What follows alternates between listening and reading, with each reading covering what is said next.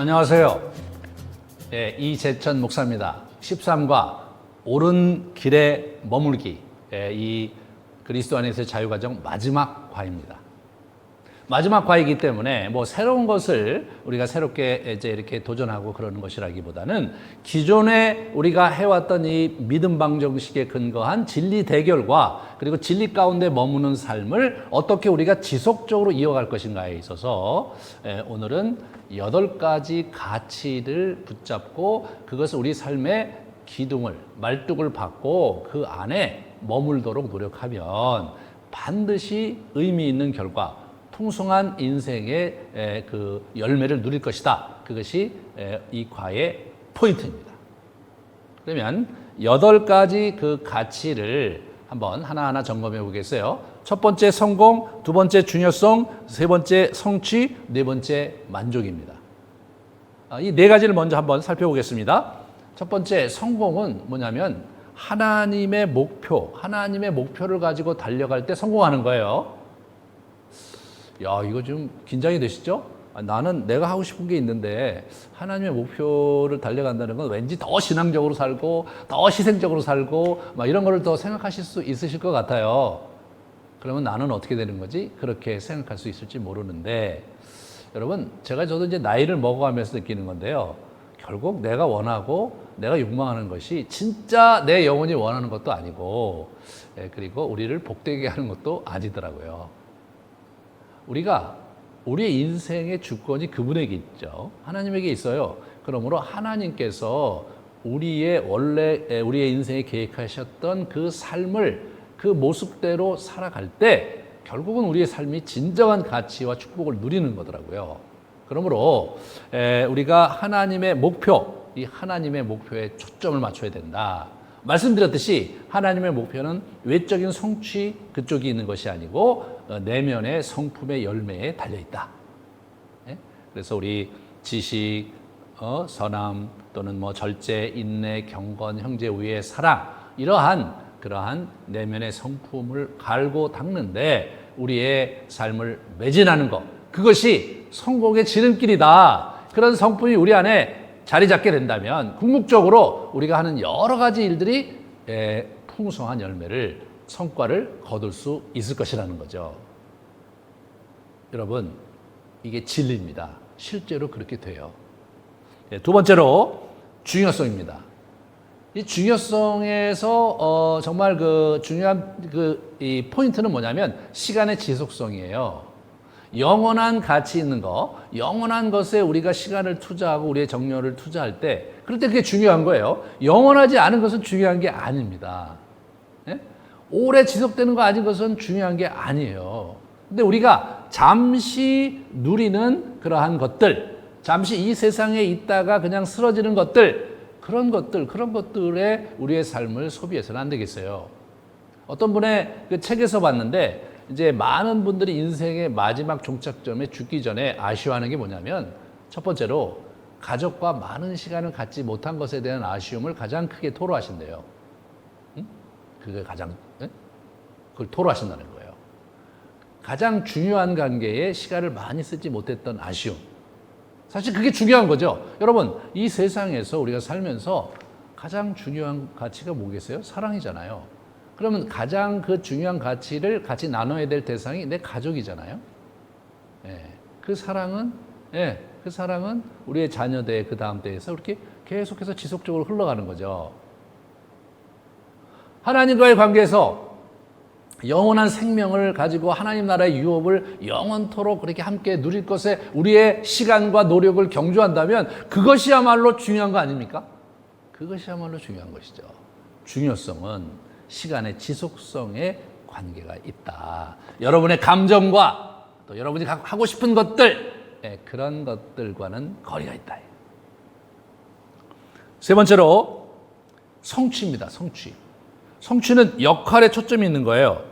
무슨 얘기냐면 성취는 다른 사람을 자신의 재능과 자신이 갖고 있는 능력으로 잘 섬길 때 찾아오는 거예요. 성취를 일에서 찾으려고 하지 말라는 거예요. 성취는 사람에게 있는 거더라고요. 그죠? 그 사람에게 시간을 들이고 애정을 듣고 정성을 다한다면 성취감을 느낄 수가 있는 거죠. 그 성취감을 느낄 때 특별히 주의해야 될 것은 자신의 고유한 역할, 정말 나만이 할 수 있는 소중한 것들, 고유한 것들로 다른 사람을 돕는 거예요. 그럴 때 그것이 가치가 있는 거죠. 내가 잘 못하는 걸로 사람들을 섬긴다면 뭐 나는 뭐 섬긴다고 하겠지만 그러면 성취감이 있거나 다른 사람의 유익이 되지는 않겠죠. 그렇지 않겠습니까? 제가 노래를 잘 못해요. 그 음도 다 틀리고 우리 대대로 그런 집안이거든요. 여러분 제가 뭐 노래를 함으로써 다른 사람을 섬기고 기쁘게 하게 제가 만약 그런 마음을 먹는다면 사실 어떤 면에서 나는 뭐 내가 하고 싶은 거 하니까 좋을 수 있을지 모르지만 듣는 사람은 전혀 그게 아니잖아요. 자기가 갖고 자기만이 할 수 있는 고유성을 가지고 다른 사람을 잘 돕고 그 사람들을 섬길 때 진정한 성취감이 거기 생기는 거예요.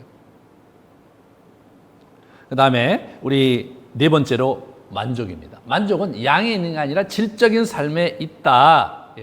질적인 삶에 있습니다. 그래서 우리 마태복음 5장 6절에 보시면 의에 줄이고 목마른 자는 복이 있나니 그들이 배부를 것이다. 의에 줄이고 목마를 때 결국은 배부를 것이다. 그 질적인 삶을 이렇게 투자할 때 풍요로운 삶을 만족하는 삶을 누릴 수 있을 것이다. 그런 거죠.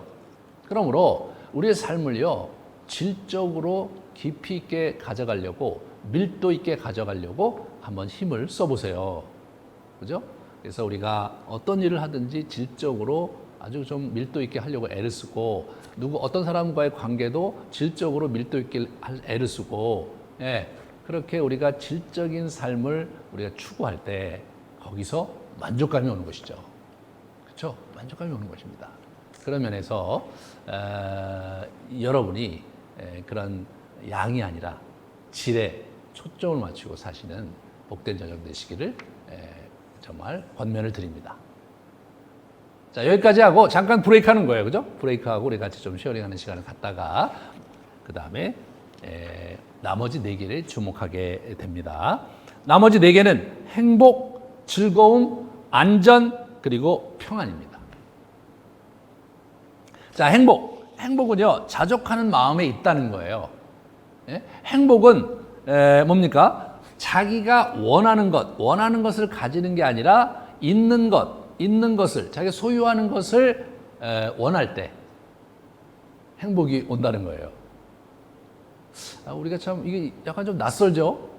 아니 그 원한다는 것은 내가 없으니까 원하는 건데 아니 자기가 가지고 있는 것을 원한다는 거 이게 좀 약간 낯설게 느껴질지 모르지만 한번 가만히 한번 이렇게 묵상을 해보시기 바랍니다. 우리 디모데전서 6장에 보면 자족하는 마음이 있으면 경건은 큰 이익이 되느니라. 우리가 세상에 아무것도 가지고 올 것이 없음에 또한 아무것도 가지고 가지 못하리니 우리가 먹을 것과 입을 것이 있은즉 족한 줄로 알아라.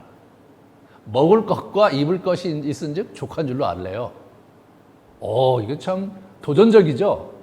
아니 먹을 것과 입을 것 외에도 필요한 게 많은데 그게 있으면 감사함으로 자족할 줄 알라는 거예요.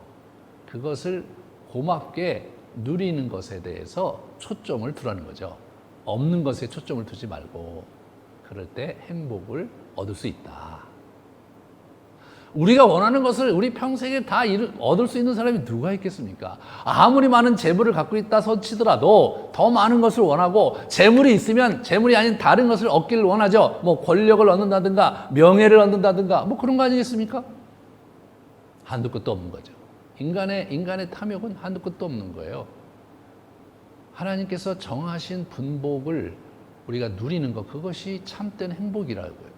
주님께서 그렇게 말씀하시는 거예요. 네가 가지고 있는 거 내가 너한테 준 거 그거 자족하고 기쁘게 여겨라. 그리고 즐기고 살아라.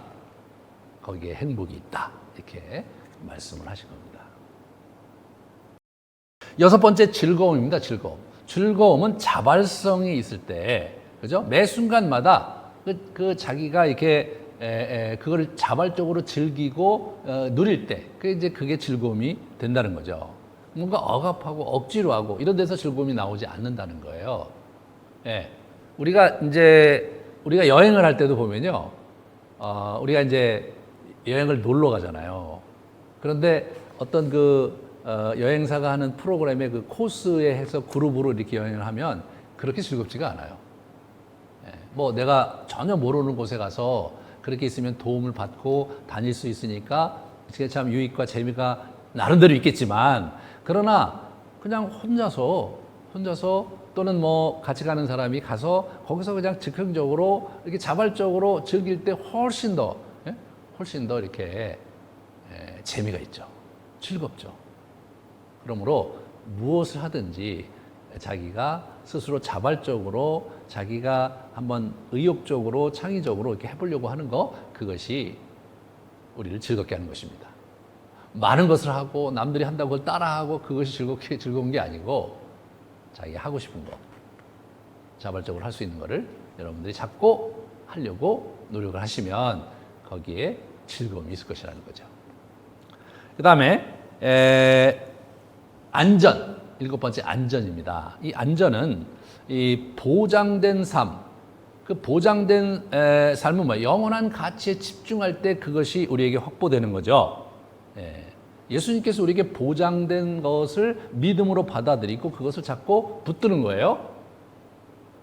그분이 우리에게 생명을 주셨잖아요. 진리 가운데 그걸 붙들고 그분 안에서 내가 정말 내 삶을 이렇게 잘 견지하고 세워갈 때, 그럴 때 우리가 안전이 보장되고 평안이 보장되고 미래가 보장되는 거죠. 그렇지 않습니까?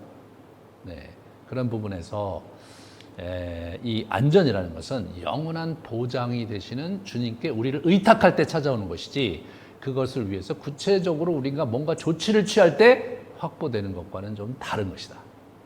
왜냐하면 그것은 한계가 있고 아무리 우리가 열심히 노력한다고 해도 진정한 보장이 되기는 어렵지 않습니까?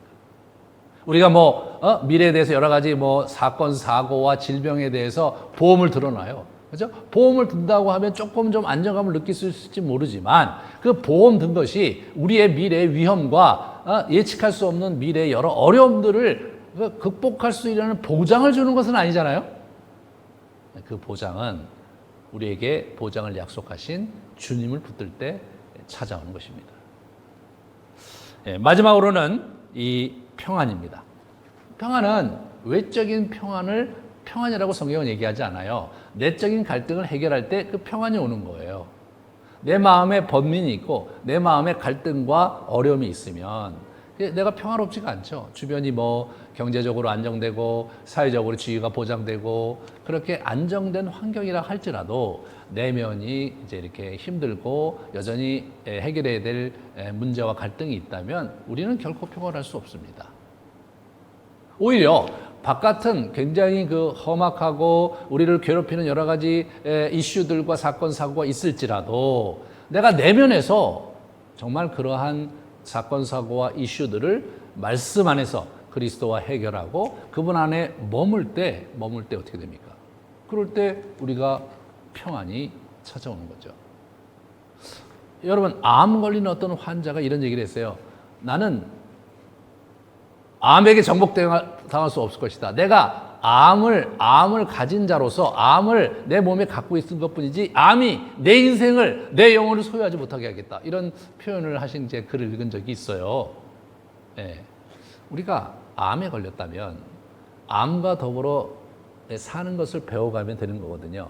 내 육신이 암이 걸린 것이지 내 정신이, 내 영혼이 암이 걸린 게 아니잖아요. 그러므로 우리가 정말 그리스도 안에서 그걸 받아들이고 그 암을 우리가 가만히 객관화하고 암은 암대로 내 속에서 있는데 주께서 그 암을 치료해 주실 수도 있고 그 암을 통해서 내 인생을 끝내게 하실 수도 있지만 그것은 그뿐이고 내 영혼은 주님 안에서 쉬면서 그리고 주님과 함께 남은 여생을 슬기롭고 창의롭게 살아간다면 암으로 육체가 괴로울 수 있을지 모르지만 암으로 인한 정신적인 고통은 사라지는 거죠.